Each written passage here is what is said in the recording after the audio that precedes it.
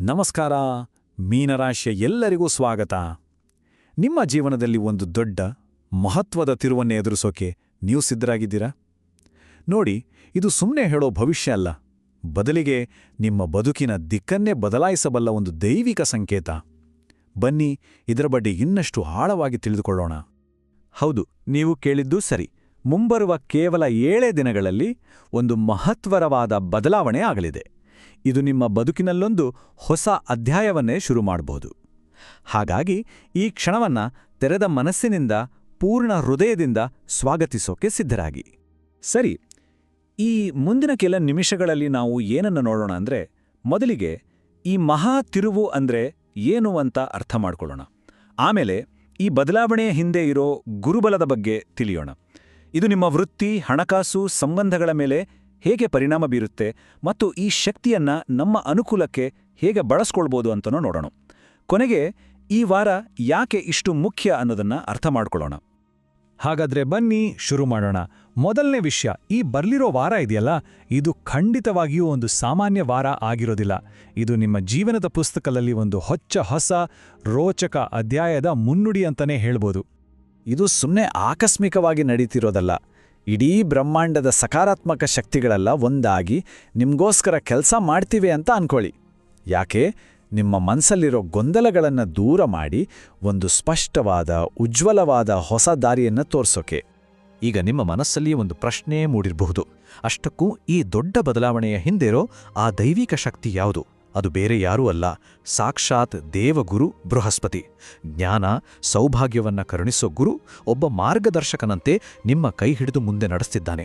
ಗುರು ಅಂದ್ರೆ ಕೇವಲ ಆಕಾಶದಲ್ಲಿರೋ ಒಂದು ಗ್ರಹ ಅಲ್ಲ.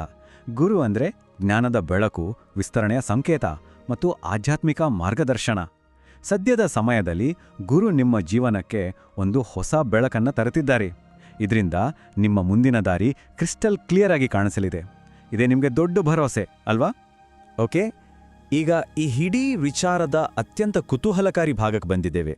ಈ ದೈವಿಕ ಶಕ್ತಿ, ಈ ಗುರುವಿನ ಪ್ರಭಾವ ನಿಮ್ಮ ಜೀವನದ ಯಾವೆಲ್ಲ ಕ್ಷೇತ್ರಗಳ ಮೇಲೆ ತನ್ನ ಪ್ರಭಾವ ಬೀರಲಿದೆ ಅನ್ನೋದನ್ನ ನೋಡೋಣ. ಬನ್ನಿ.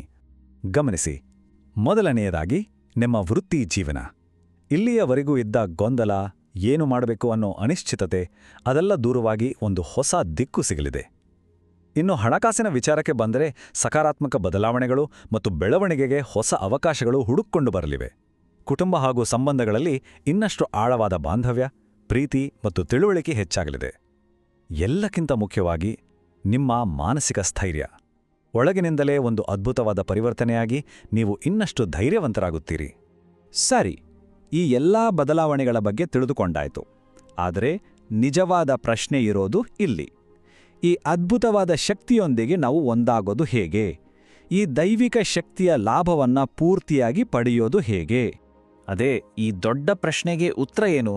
ಈ ಅಪಾರವಾದ ಶಕ್ತಿಯನ್ನ ನಮ್ಮ ಜೀವನವನ್ನ ಇನ್ನಷ್ಟು ಉತ್ತಮಪಡಿಸ್ಕೊಳ್ಳೋಕೆ ಹೇಗೆ ಬಳಸ್ಕೋಬೋದು? ಚಿಂತೆ ಬೇಡ. ಅದೃಷ್ಟವಶಾತ್ ಇದಕ್ಕಾಗಿ ಅತ್ಯಂತ ಸರಳವಾದ ಆದರೆ ಬಹಳ ಪರಿಣಾಮಕಾರಿಯಾದ ಉಪಾಯಗಳಿವೆ. ಇಲ್ಲಿವೆ ನೋಡಿ, ಕೇವಲ 2 ಸರಳ ಪರಿಹಾರಗಳು.